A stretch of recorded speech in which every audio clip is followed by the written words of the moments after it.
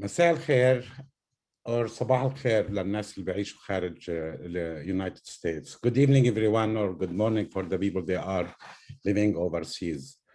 My name is Ziad Abbas Shamroukh. I'm working with MECA, Middle East Children's Alliance.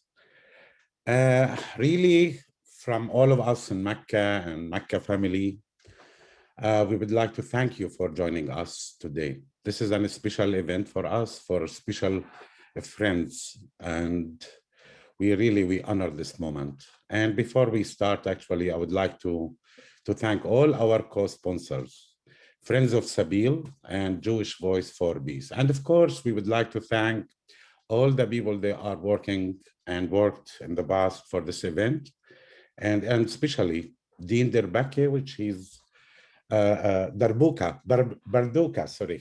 Dean Barduka, which he is our technician. He's the one handling all the stuff related to our event today.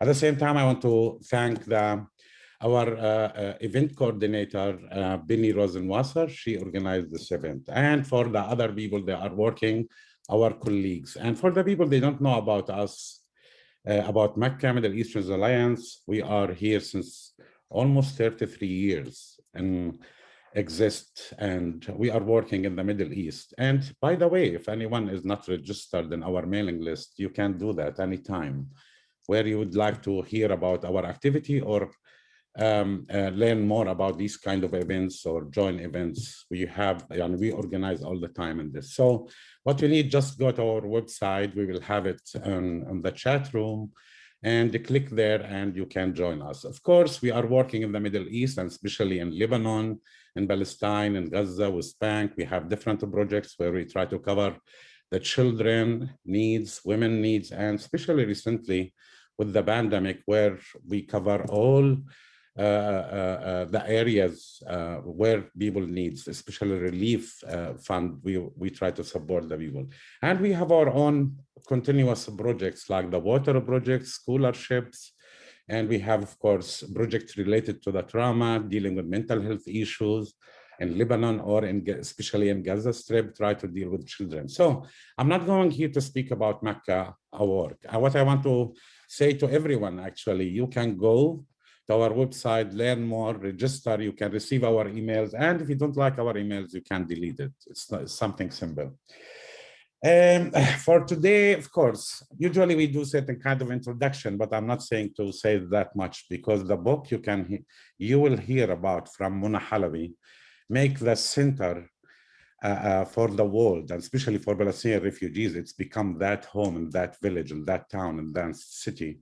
And for her, of course, Jerusalem, where she came from, and it's become the center for her. And I'm really, really very, very, very proud and honored to have this event. I'm speaking on behalf of Middle East Children's Alliance to have actually two friends. They are part of MECA family, Mona Halaby and Linda Kozrali, which they are part of the family because part of our activities, especially joining hands and the bazaar and many other activities connected to MECA. But I want to say, for the people that didn't order the book or they didn't get the book, the book is amazing. And I'm not here marketing it. I am saying this is a book, amazing document to keep, not just for the people they lost their land or for refugees, but even for to learn about that details, how Mona, she described in her book. I'm not going to say that much, actually. I want to move quick to the event, and I want you to hear more from the moderator, and of course, all of us, we want to hear from Mona. I would like to introduce actually Linda Kozrali. Linda is, as I said, she's a psychotherapist, and her specialty actually in children trauma. Linda visited Palestine. She was with Mona in Jerusalem. Actually, she volunteered and she worked with the Palestinian Counseling Center in Jerusalem. And she helped them work with children on trauma. At the same time, she worked with the employees and the staff members in the counseling center for what we call it generational trauma on with the people in the ground. And sometimes even I add, me, myself, We Palestinians, we have accumulation trauma built on each other, steps by step. I will move right now to Linda, and of course, we'll get back later in the end of the program. Linda? Thank you, Ziad. And hello, everyone. I'd like to extend my welcome to all of you as well. And having known Mona for over 25 years, as a colleague when she was teaching at the Park Day School, and as a friend, and having, as Ziad mentioned, spent time with her in Jerusalem and the West Bank, it's a pleasure for me to introduce her and then to facilitate the Q&A after her presentation, during which Mona will read from and comment on her book. If you have questions as you listen to her, please post them on the Q&A icon at the bottom of your screen, and Mona will be happy to answer them. Also, this event, you should all know this, is being recorded, and the link will be sent out afterwards. The book that we are celebrating and launching today is a very different book than Mona's previous two books, one on parenting and the other on classroom meetings. This book, a memoir, provides us with the opportunity to learn from her in a deeply personal way and in a deeply meaningful way. And I want to highlight some of the things that I felt were meaningful takeaways for me. From the beginning of the book, we learn about the ongoing psychological reverberations that Mona's mother experienced during her life as a result of being forced without preparation to leave her home, her country, not knowing at that time that she would not return and that she would become a refugee. We are poignantly reminded that what refugees take with them are their memories, memories of sights, smells, sounds, relationships, and images that become seared in their minds and often become the warp and weft of their stories. We also come to understand how the impact of such life-changing events can be passed on generationally.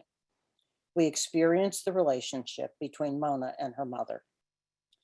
We witness Mona's process as she works to create a cohesive narrative of her mother's history, as well as her own through her research.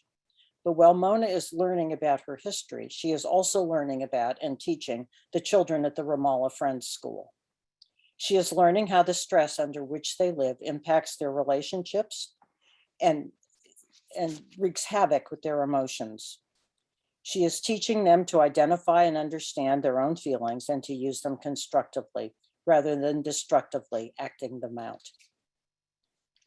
Throughout the construction of her narrative, we acquire important information about the political history of Palestine and the current situation.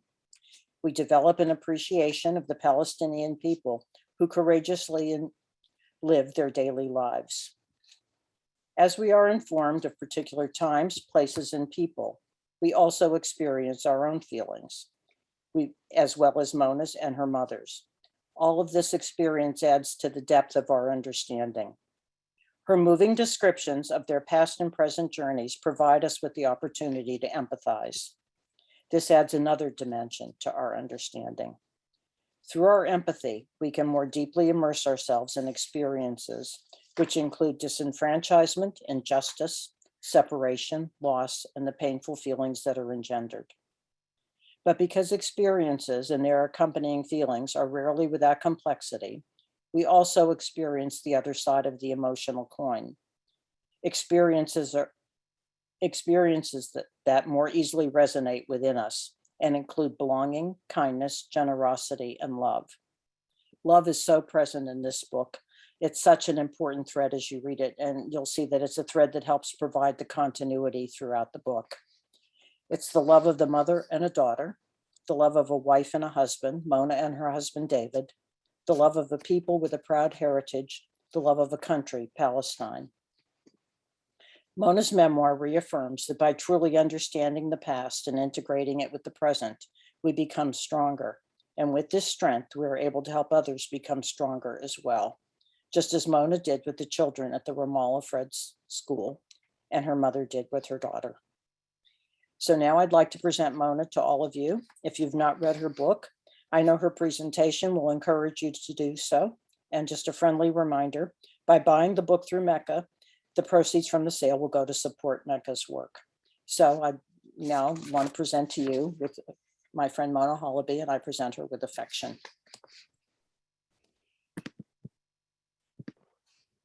Hello, everyone. I want to first thank Linda for her kind words of introduction. Linda has been a wonderful friend to me over the years and a colleague in discussing students and cases that I've had over the years, but also my friend and ally in solidarity with Palestine. And her visits to see me in Jerusalem and in Ramallah meant a lot to me. I also want to thank MECA, Ziad and his team for organizing this book launch and for all the good work that they do for Palestine.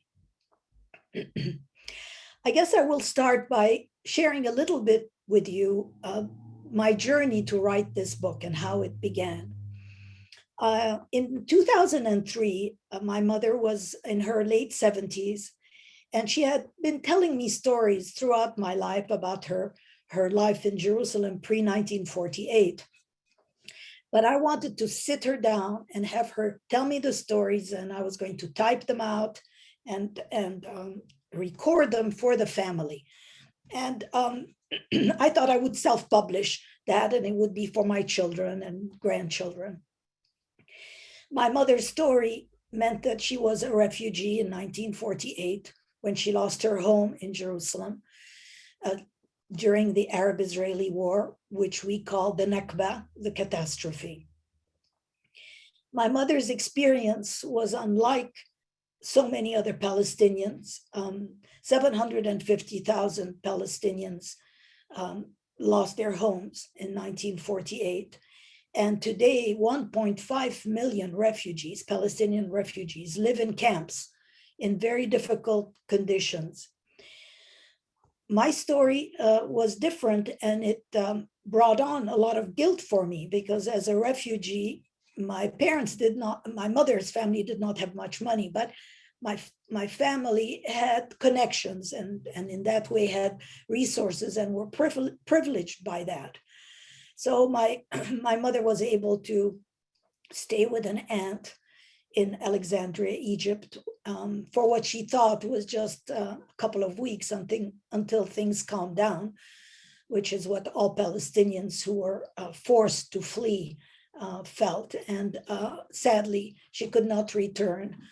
The state of Israel confiscated the homes and the properties, and she could not be allowed back. I feel that was the origins of the book, was to write about her story. But then something fortunate for me happened in 2006. I had my sabbatical from teaching at Park Day School in Berkeley, California. And I decided to spend part of that sabbatical in Jerusalem, researching my family history so that I could augment my mother's personal stories with some church records. Our family happened to have been mostly Christian Palestinians, but my maternal grandfather was a secular Muslim. And so I had both religions growing up, which made me feel richer in many ways. And so when I went in 2006, I did some research, and I connected with the Ramallah Friends School because we were in touch with them through a joint magazine project that my school was doing in Oakland called Children Without Borders. So I asked whether I could come and give a workshop to the teachers at the Ramallah Friends School and give them a copy of my book on class meetings. And I did not realize that after my presentation, the director would come up to me and say, "I'd love to hire you next year to come and train our faculty in the facilitation of class meetings and nonviolent communication," which were my specialties.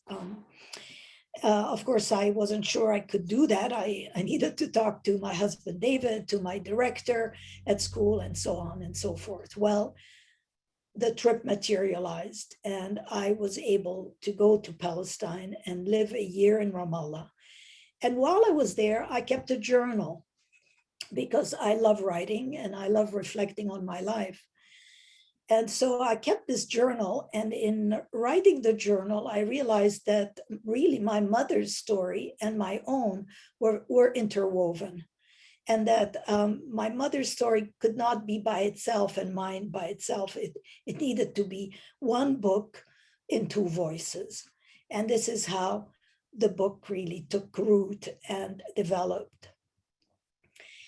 In writing my book, I wanted to achieve three goals. I wanted to tell the Palestinian Nakba story from my mother's perspective, as a primary source from the people who lived through it. And I knew she had a story to tell. And she wrote me letters while I was in Ramallah describing the events of 1948 and how she lost her home and the bombings and the fears and all of that, which I felt was important for people who don't know much about Palestinian history or especially about the Nakba could read and appreciate directly from my mother's story. The second thing I wanted to do, my hope for the book, was to describe the harsh realities of the Israeli occupation on my people and their lives, but also the wonderful, lovely Palestinian people and their hospitality and their joy and their kindness. Because I think that oftentimes the media, understandably so, focuses on the tragedies and the political events. And it's very important, of course, we need to hear what is happening. But it often lacks the personal stories, the social the fabric of a society, the interactions of the people. So I wanted my book to include both the harsh realities, but also the beauty of my homeland. And my third goal, final goal, was to share stories from my work with the children at the Ramallah Friends School, because I felt that oftentimes we don't focus enough on the impact of war and militarization on children. And I was so honored to be asked to do some training with the faculty at the Ramallah Friends School in this particular area, because I knew that the children in Palestine needed to have a chance to become the future leaders of Palestine, and needed to know how to negotiate, how to use their critical thinking skills to bring about justice and peace. So with those three goals in mind, I made sure that the book covered these things. And the Nakba, affected so many people. And nowadays, I'm not talking just about Palestine. It's not a unique story, the story of losing one's home. But there are 79.5 million people in the world today have been forced to flee their homes because of war, economic situation, or political situation. And when I look at the news and I see the Afghani children right now, I look in their eyes and I know that what they're experiencing is going to stay with them. And these are wounds that are for life. The fear, the anxiety, the uprooting, the dispossession and displacement of people. Of course, with the Palestinian refugees who are in camps, like I said earlier, 1.5 million refugees, Palestinian refugees live in camps, refugee camps that are helped by the United Nations for the schools and for supplies and so on, but it is a very hard life and the conditions are very bleak. And now it's 3 generations of Palestinian living in camps. It's been 73 years that the Nakba, the Nakba took place 73 years ago. So that was very important to make sure that this story was told. And also that, as I said earlier, life in Ramallah and life in Jerusalem, I I can tell you that I felt safe while I was in Ramallah. A lot of people were worried about me, people who saw me leave for a year to this war-torn area, worrying about my safety, but I felt safe there. I write about that in the book, about feeling safe as a woman walking in the streets in Ramallah. I felt everybody was so respectful of me. And I would see the falafel vendors at the corner, and I would buy my falafel sandwich and get my teeth in that crunchy falafel, and I felt so much part of the society. Or the shawarma vendor slicing his meat off the grill, the grocery stores, the cafes. Ramallah, life in Ramallah is fairly comfortable. But normalcy is an illusion, because I was living in a Palestinian city that had been militarily occupied by Israel since 1967. I saw Israeli armored vehicles and soldiers regularly in town. I had to deal with the checkpoint, getting in and out. I wasn't alone. Everybody else was dealing with that, and it was even harder for the Palestinian than it was for me. I will read shortly an excerpt from my book that described that. So, the children also were witnessing their city's occupation, and it's very hard to live constantly in the fear and the anxiety. So you do have to also enjoy the simple pleasures of getting together with family and friends and eating falafel or matlube or some other dishes. But I think that you live, in this kind of balance between the two, between the fear and anxiety and frustration and anger, as well as celebrating life. So I will read to you an excerpt from my book. This is after I got to Jerusalem. I quickly learned how to live the life of an ordinary Palestinian, buying my hot loaves of pita bread at the bakery down the street, a bar of olive oil soap at the corner market, or half a kilo of cucumbers from farmers in their traditional embroidered dresses, sitting with their woven baskets on the steps inside Damascus Gate. Living in Jerusalem meant being awakened at 5 a.m. by the loudspeakers atop the mosques that emitted a languid, melodious call to prayers. And on Sunday mornings, like the joyful laughter of children, the medley of church bells. But the reality of living in Jerusalem also meant facing life under Israeli occupation, crossing checkpoints, navigating the separation wall, witnessing my people brutalized and dehumanized. My American passport was a source of conflicting feelings. On the one hand, it buffered me and gained me access to places not permitted to local Palestinians. But on the other hand, it separated me from the native population, hampering me from living as a true Palestinian.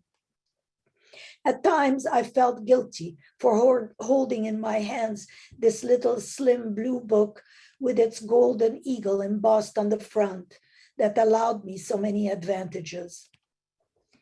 One day, returning on the bus to Jerusalem from the village of Beit Jala, we were stopped at the checkpoint and asked to descend from the bus with our bags and belongings. We stood in a long line and watched the young blonde Israeli soldier, dark glasses shielding her face, her hair pulled back under a khaki military cap. She condescendingly snapped at the Palestinians in front of me while fingering the edges of their IDs with visible disgust, as though fearing some sort of contamination. When my turn came, she glanced at the cover of my blue American passport and didn't even open it. With the same hard face, she asked me something in Hebrew. I grimaced and asked, "What did you say?" "Where do you come from?" she asked with a strong Eastern European accent. "I'm from California." She waved me back onto the bus, blindly honoring the US passport. How could it be easier for a US passport holder to travel around this land than someone whose whole family has lived here for generations? But the Palestinian spirit is resolute. Against all odds, the Palestinians have survived the occupation and over 70 years of displacement and dispossession. They are not thriving, for who could thrive when a 25-foot concrete wall is erected outside your window, separating you from your crops and your family, let alone blocking your share of sunlight? And who could thrive when turned back from a checkpoint to enter Jerusalem for medical treatment? And who could thrive when your home is demolished in the middle of the night and you are given only a half an hour notice to carry your sleeping children out of bed? The things we take for granted in America are things Palestinians have to fight for every day of their lives. Yet they continue to battle the injustices inflicted upon them in nonviolent ways, by getting up every morning to tend their office jobs, their sheep, their olive trees, their students, their patients. They line up for hours at Kalandia checkpoint in Ramallah or Huwara checkpoint in Nablus to be given permission to go about the daily business of living. They stand quietly and obediently at checkpoints that divide up their country into parcels while humiliated by young soldiers half their age. But Palestinians are strong and tough, like sabir, the cactus plant growing in their indigenous land, and which also means patience and endurance in Arabic. Not only have they survived the ferocity of the occupation, but they have also done it with dignity and pride. They will not surrender their struggle for liberation. Occupation and checkpoints aside, living in Jerusalem also meant reliving my mother's past. I came to know her life story as though it were my own, as though I were the one skipping down the stone stairs in the Christian quarter of the old city with the levity of her 10-year-old self, as though I myself on that fateful day in May 1948 had packed her suitcase, the suitcase that would sustain her for 2 weeks until things calmed down and she could return home, but out of which she had lived her entire life. Once a refugee, always a refugee. I had appropriated her memories and had made them my own. Is that what children of refugees do?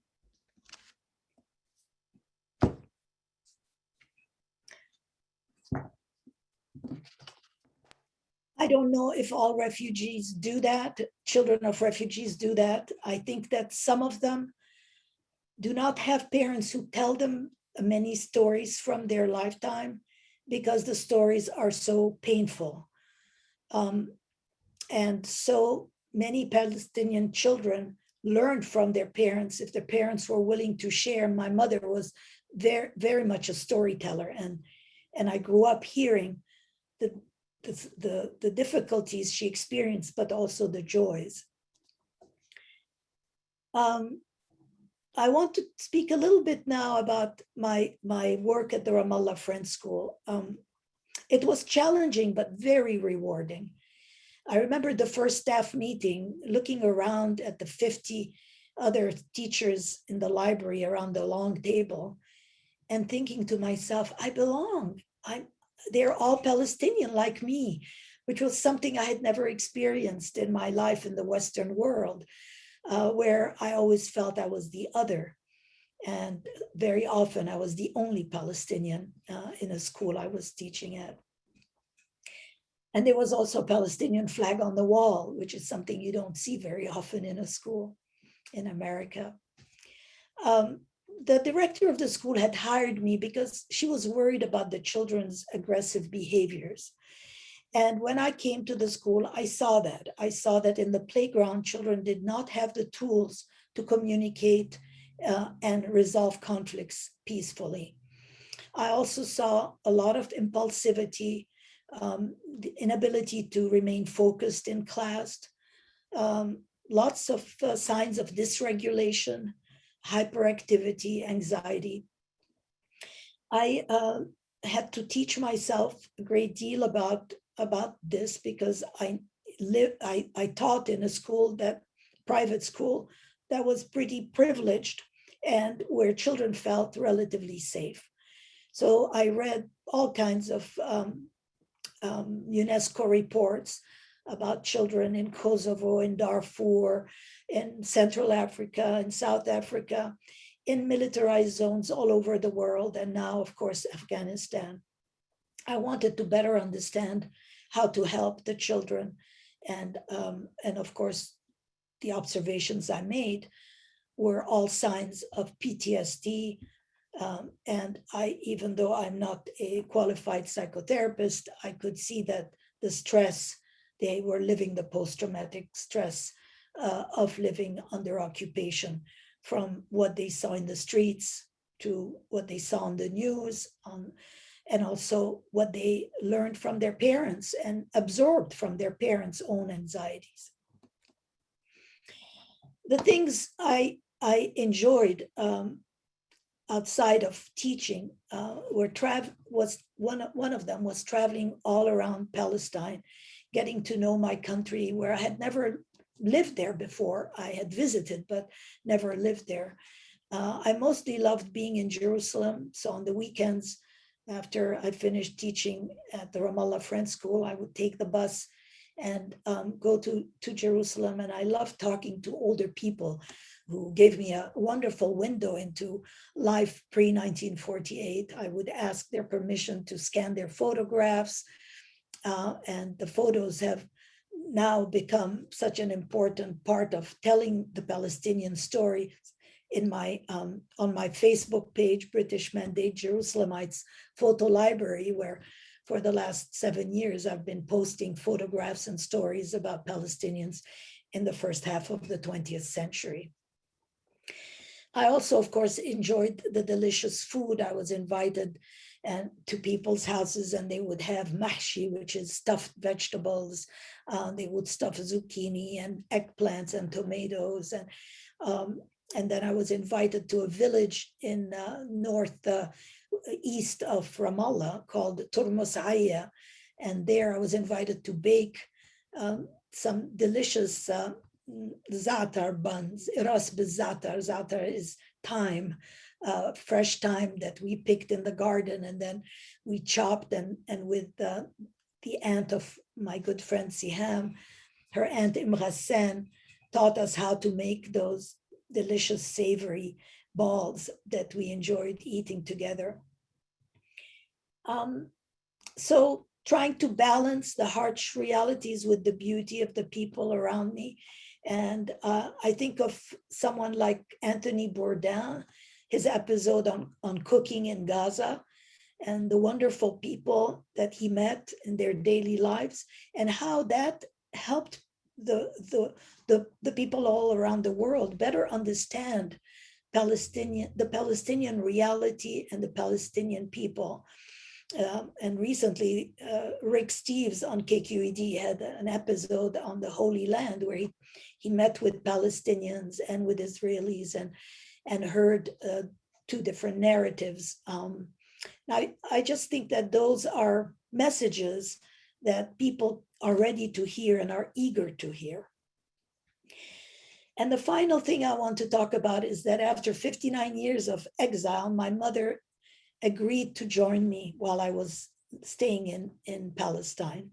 She had been so afraid to face her pain and her loss that she had resisted going back. And finally, I think she was jealous that I was having such a good time and wanted to join me. Her reaction upon arrival was very joyous. And even though my mother suffered from a lot of arthritis, she was bounding around like a 10-year-old. And I remember her walking with me from the Armenian quarter all the way to the new gate, which is, almost a mile, on the cobblestone streets of alleys of the old city, climbing stairs here and there, and never complaining one bit. And I just thought it was sort of like miraculous to see that. She had, I think, found what she had left. And even though it is now under Israeli occupation. And she felt that it was there, it was still there. It wasn't a figment of her imagination. She hadn't imagined or dreamt all of that. So I wanted to take her to her house, which I had on my own before her arrival. I had found her house and I wanted to take her there, but she wanted to go first to her grandmother's house, which was in the old city. And I'm sure it was because the old city hadn't changed and she could recognize the streets and alleys. And we did that. And then the next day, she agreed that we should go now and see her house. And it was a very, very tender moment. I was so grateful that I had that time with my mother. I saw her approach her house with reverence and she was pensive and silent. My mother, if you knew her, she was a chatterbox. She just talked nonstop. So for her to have been silent meant that she was digesting something really big. She was saying hello to an old friend, the beautiful stones of her family house and the beautiful wrought iron grating on the windows. She wasn't able to get inside the house. I describe all of that in the book, but the current residents were out of town, but the Israeli neighbor let us in the garden, and we were able to stand in the garden. And I will read to you a little bit about that experience because it shows my mother's immense humanity. And if you knew my mother, she made friends with everyone. She had charisma. She was strong and confident. Nothing was too difficult for her. She was amazing in that way. And I wouldn't be the woman I am today had it not been for her guidance and love. So I'm going to read to you, this is the final piece here, about Amos, the neighbor who takes us into my mother's garden. We circled to the back of the house. Amos wanted to show Mama the khushkhash tree, the bitter orange tree. He invited us to pick some. Each one of us carried away a perfumed orange with bright green leaves, a piece of home. Later, I sectioned the fruit and brought back to California some of the seeds, which I planted in my garden. They have grown into big bushes now, but have not yet borne any fruit. Perhaps like all refugees, they struggle to blossom and bear fruit in a foreign land. I call them my peace grove. When it was time to leave, I begged in front of the garden wall, "One last photo, please." Amos very thoughtfully moved out of the way, but my mother grabbed his arm and pulled him into the picture frame. "You're part of this story," she said. Amos accepted her invitation, but feeling a little out of place, he nervously stuck his hands in the pockets of his trousers. Snap! The moment was frozen in time. That evening, as I downloaded the photos onto my laptop, I noticed my mother's arm was slipped around Amos's.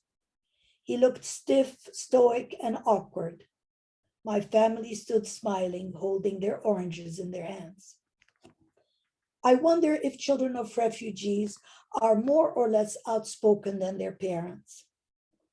I've always been measured and cautious, unlike my mother, who's always been spontaneous, candid, almost blunt. She never seemed to make enemies, though. On the contrary, she won people over with her honesty, humor, and humanity.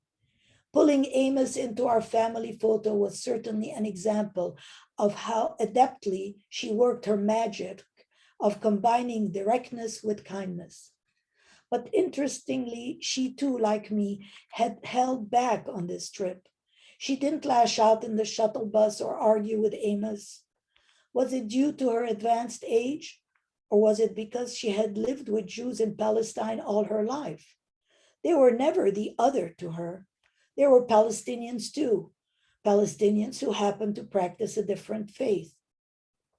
As for me, I've always lived my life not wanting to grant my aggressors the power of destroying who I am, because I know that hatred corrodes the container it's in. Israel might have stolen my home, but it wasn't going to steal my soul. Thank you.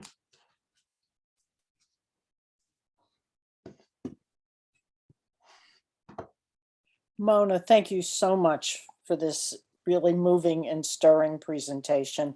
Hearing your words and having read your book and putting the words and the music together is just such a powerful experience for me. So thank you so much. Thank you, Linda.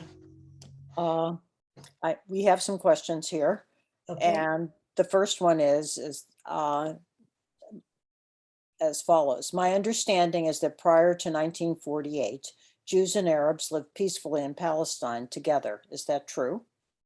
Yes, they did live together in Palestine for centuries.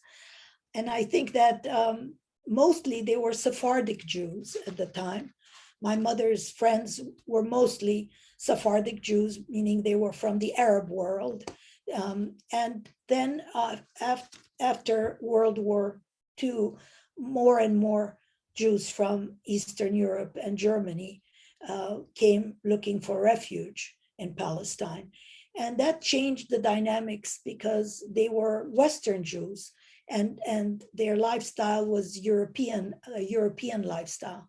And it made things harder for Palestinians and Jews to live together. Zionism was created, and there was a need for the Jews to have their own homeland. My mother often would say, we Palestinians opened our country to all travelers, all people who sought refuge, the Armenians after the genocide, 1923, the 1915 and 1923, all of the merchants that crossed that crescent that connects Europe, Asia, and Africa. And she said, we kept saying, welcome, welcome, welcome. We just did not realize that saying welcome to the Jews from the Ashkenazi Jews from Europe would mean that we would lose our country. Another question is, what can we do to promote peace/justice in Palestine? Well, first, get to know the story really well. Get to know Palestinians if you can in your town, in your city, so you can talk to them directly about their life experience, and tell their stories to other people. You can also help, of course, with humanitarian needs that Palestinians, especially in Gaza, have. And you can also, read more memoirs as well as history books and books written by politicians and negotiators. I think personal stories appeal to people because it tells a human story, and we all learn from other people. We're all storytellers in our hearts.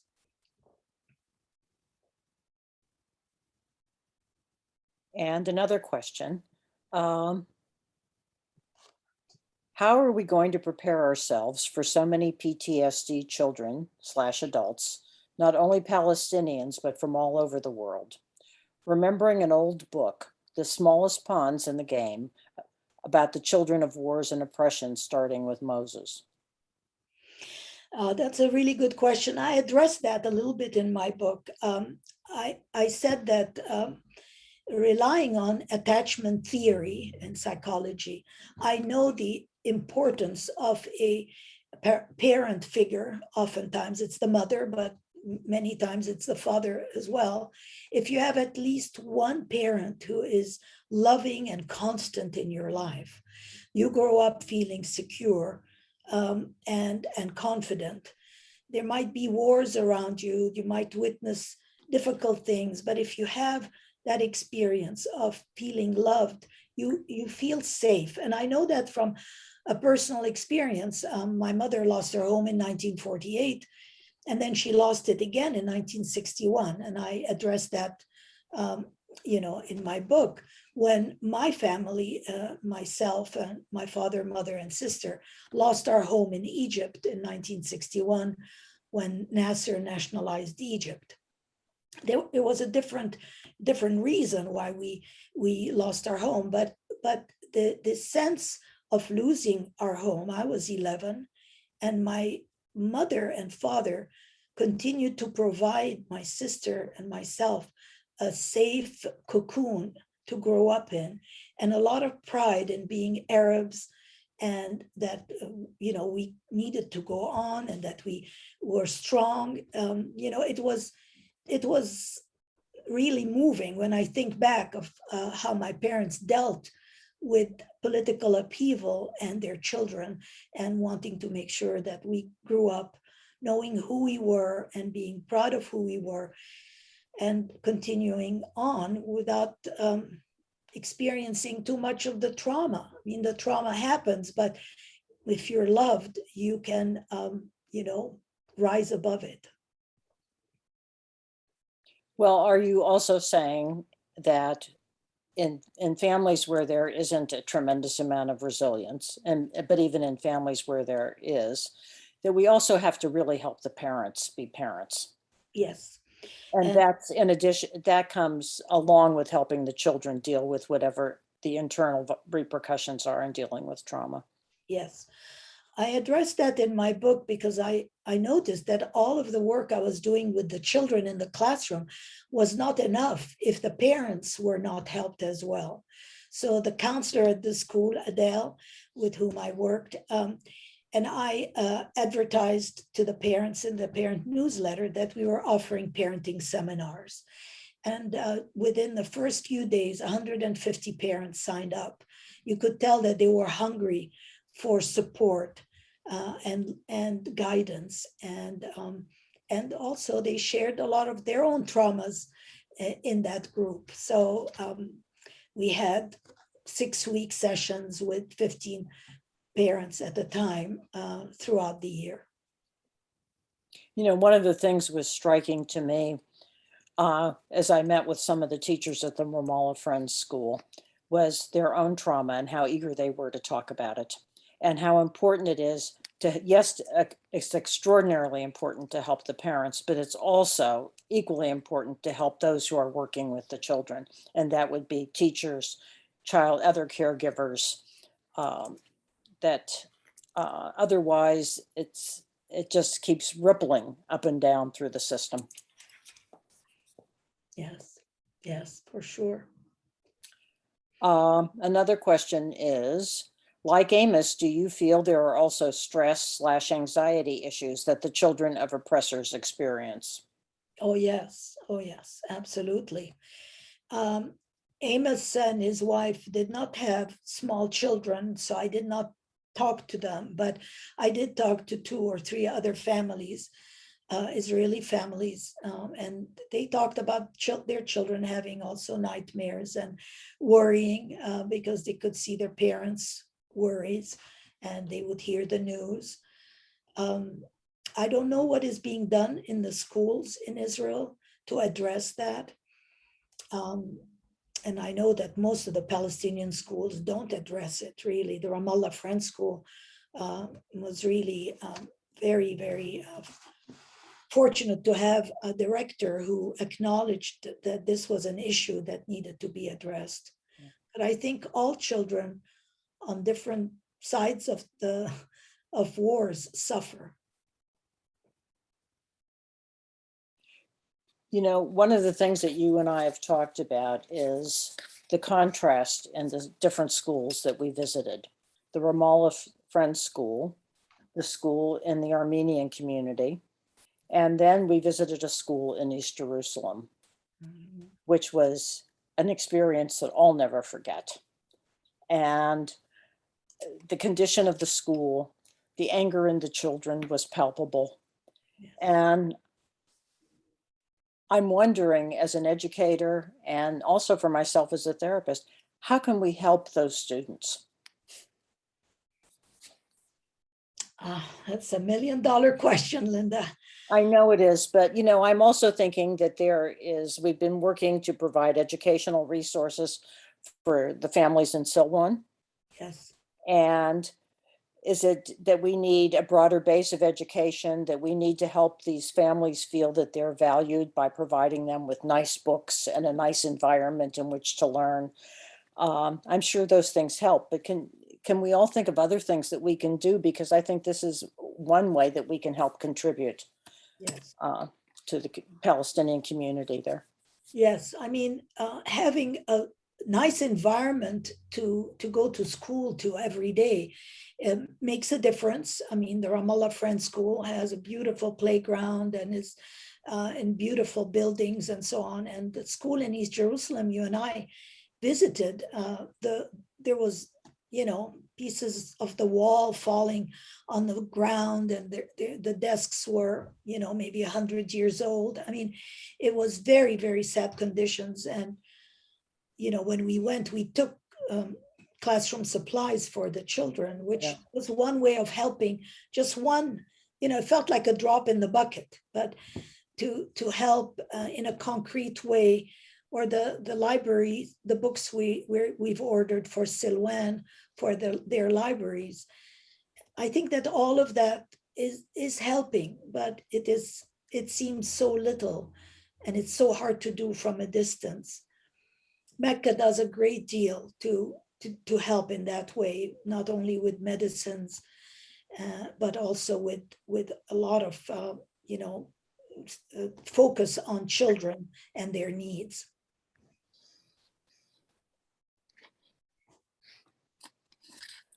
I'm wondering, your mother died as you were writing this book. What was that like for you to not have her see it to completion? It was very sad. And when the book came out, I spent a great deal of time mourning my mother again, one more time, But somebody said to me, a good friend said, but your mother is alive now in a way that is beautiful, because she is in the pages of this book. And it is true. The book is a love letter to my mother, really. But it was very hard for me not to have her when the book was completed. And it was also very hard not to have her by my side when I finally entered inside her house, which I did, and it's the last chapter in the book. Yes. I'm not going to spoil that and tell you about it, but I felt I wished she were by my side then, but at least I felt I gave her an opportunity to be in Palestine and see her home. And it's something that I don't think she would have done had I not been living there. So really, it all comes down to this great gift of teaching at the Ramallah Friends School. So as your children were growing up, and now that you have grandchildren, do you find yourself telling them your mother's stories? Yes, absolutely. And actually, my adult sons are reading now the book, and they will call me or text me and say, I didn't know that about Teta. Teta means grandma in Arabic. And I would say, oh my gosh, I didn't tell you that story. My grandson, my son who lives nearby, went on a camping trip with his family, and he has 2 boys, and they listened to the book on tape on their way to the campground. And my grandson, who is 9, Lucas, was very taken, especially by all the stories at the school. And what touches me is that he is identified with Palestine through the stories that I share with him. And my sons had both my stories, but they also had the pain and the sense of loss and the anger that my husband felt about losing his homeland, because he was Palestinian as well. And so they grew up with 2 different narratives at home. And I think they are trying to make sense of it as the second generation now. I told them I did not really figure out my roots until I was in my 50s. And maybe this is a process that almost all humans have to go through in their identity formation, is to finish, to establish your life, your career, raise your children, and then you sort of look inside and figure out who you are and where you belong. Well, it's interesting to me that your oldest grandson, Lucas, is hungry for these stories and wants to know them. And as you described that, I could kind of feel his deep identification with you. Yes, Which is, I would guess, very gratifying. it is. It is. It's a joy, really. Thank you, Linda. Okay.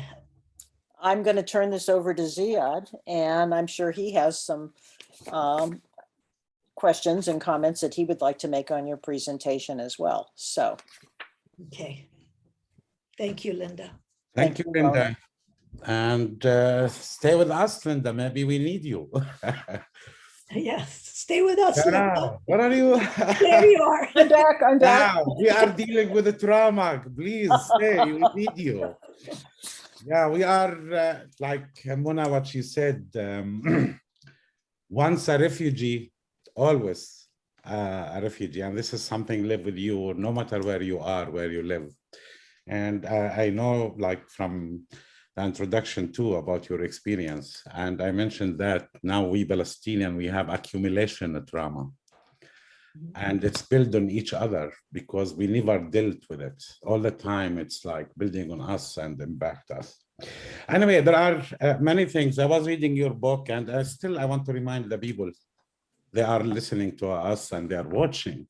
This is an amazing document. And I say that not just because that we want to, as much as we can, people read the book. It's an amazing document. And even for refugees, no matter from where you are, me, Palestinian, as a refugee, I feel it's my duty to document what happened. And I said to Mona in the beginning, before we start the webinar, that this is an amazing document for everyone, and especially for Halaby and Hajjar family and for their new generations, because to document that, this is amazing. Document at the same time learning. It's very informative. I still ask the people, please go and order the book, and I promise you, you will not regret that. At the same time, if you read it, not just for you, you can order it for a gift for others, for teachers, for educators. It's very important document. Anyway, I want to go back, Mona, a little bit to some. I am the same like you. I'm a Palestinian refugee. I went to my home. It's not exist.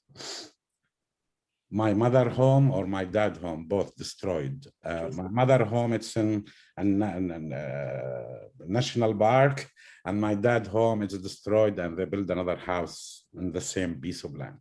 But the home exists. I went and visited. I want to take you back to the first time you enter your house. And I know I was reading, enter your mother house. You mean when I entered my mother house at the end of the book, or at the beginning of the book, the first time I met the neighbors upstairs? No, the end, the end of the book. This is when you went, you know the house. Yes. You describe like, you know the house, you never have been inside the house itself, the walls, the living room, the bedroom, the dresser. Can you? Well, I'll say a little bit. I don't want to spoil it. No, but a little bit. You know, my mother had described to me in details every part of the house, every room, every piece of furniture, even where the potted plants were in the house, the paintings on the walls, so that when I walked in the house, I didn't want that the current resident to be there, because I knew where everything was. And I knew where the pothole, was in the backyard, where the water was, where, every little detail. And my mother had described all that to me, and I had drawn a map of the house while she was describing it to me. And I think that it felt it was my house, it was my house, even though I had never lived there. I wasn't even born in 1948. But this identification with the space, because I think there's something very special about space and homes and what they represent for us. I was fortunate, unlike you, Ziad, that my mother's house was intact.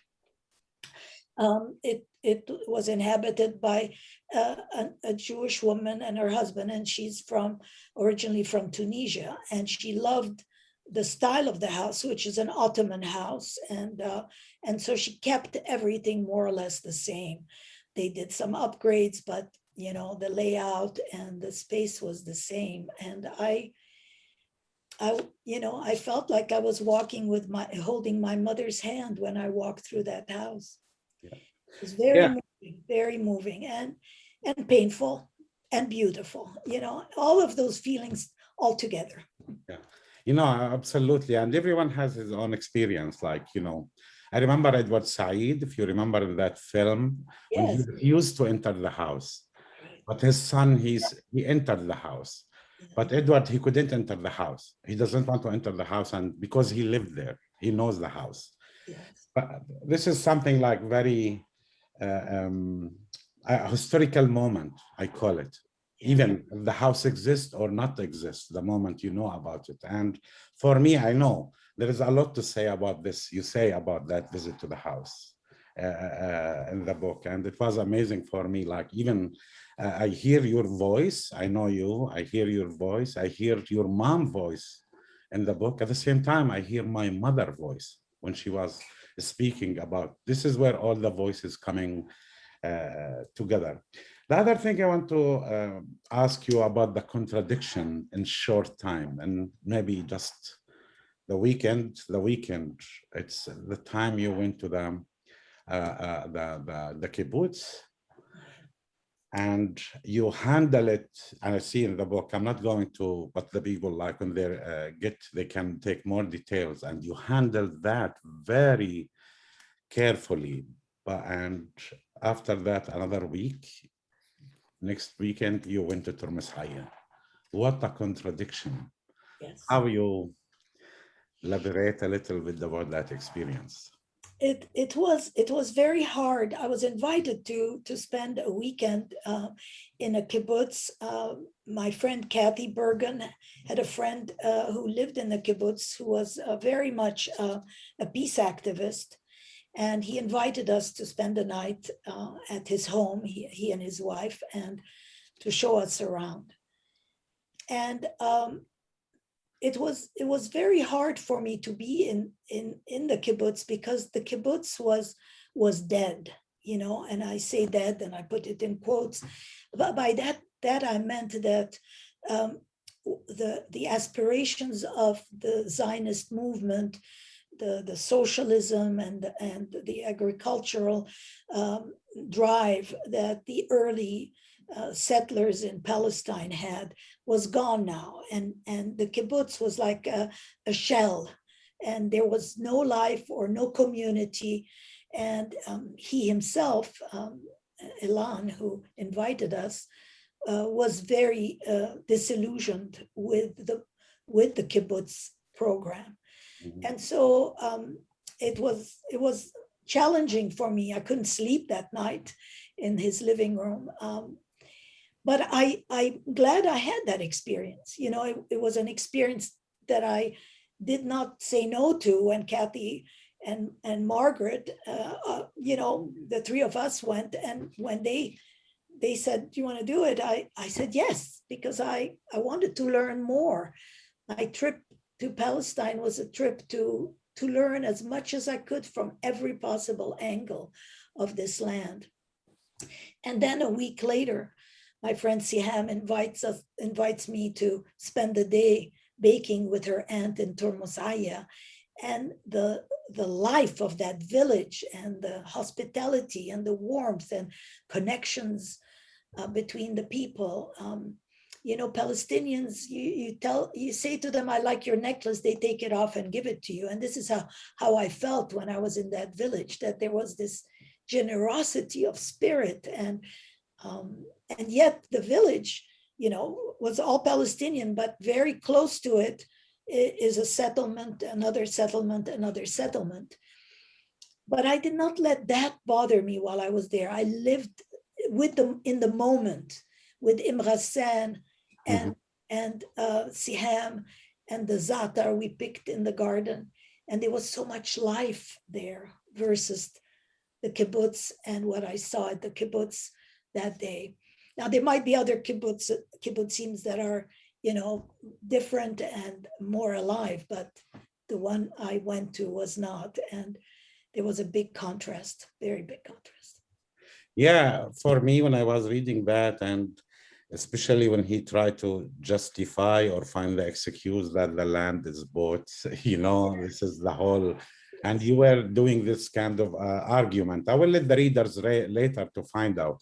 But one of the main things about the two experiences for you, it's one time you felt invisible and the other you become alive. And this is amazing, came in the book. The other issue, it's the issue of the identity, where you feel like, I know you speak many languages. At the same time, you have different citizenships. And at the same time, like I know with the book, and when you say like someone from somewhere, I want to be someone from somewhere. And we are living here in the United States, many people, they are coming from different background, and the identity crisis sometimes live with people for a long time until they discover and shape their identity they want. And that part, when I was reading, oh my God, how much it take long, and here you are again.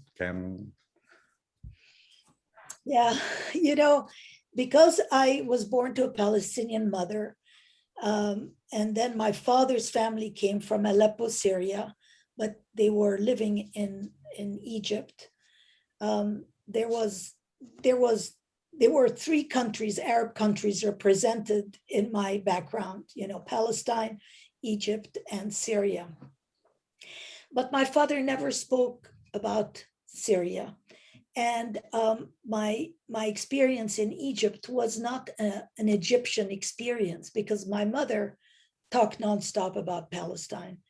And so Palestine was the language, the story, the narrative. And then we lost our home in Egypt and ended up in Switzerland. Mm-hmm. And I would never felt Swiss. Switzerland is a small country, very, very different in its climate, social structure, and so on, very different from the Arab countries.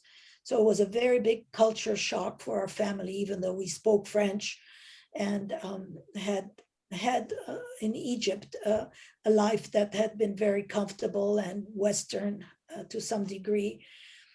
But I never felt comfortable in Switzerland. And then I married a Palestinian and lived here in California, where I felt more comfortable, not only because I was sharing my life with another Palestinian, but also because in Berkeley, you feel accepted in ways that you're not in other parts of the world.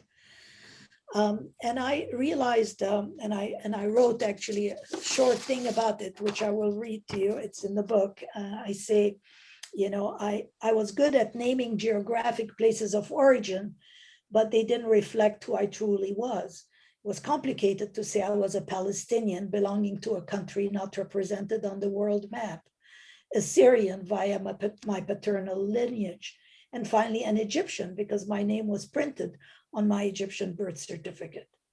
It was only years later that I came to understand that identity is where your heart lies. It is not the product of official documents or genealogy. In my case, it was fashioned by love, by stories, by a sense of belonging, all inspired by my mother, who, like the lonely loon paddling at night on the lake, sang her mournful song about Palestine from the day I was born. I grew up learning that tune. Yeah. Uh, and of course, in the end of the book, you speak about the letters to the readers. I mean, this is something like I find it out like how you acknowledge your privilege and who you are, and especially when you describe your family and as coming from the middle class, etc. And you compare that with other people, they are living like other refugees, they are living in refugee camps. It was really, for me, it was amazing to read it. And just I want the people that are joining today to hear some. I'm not asking to say everything about it, like, but you acknowledge it in a very strong way. Yes, it was certainly hard for me. And at times I would say to my mother, I wish you hadn't left, I wish we had stayed. And she would say, don't feel guilty about that, because you can do a lot of good work for Palestine outside of Palestine too. Yes, but still living in one's homeland is something you always wish.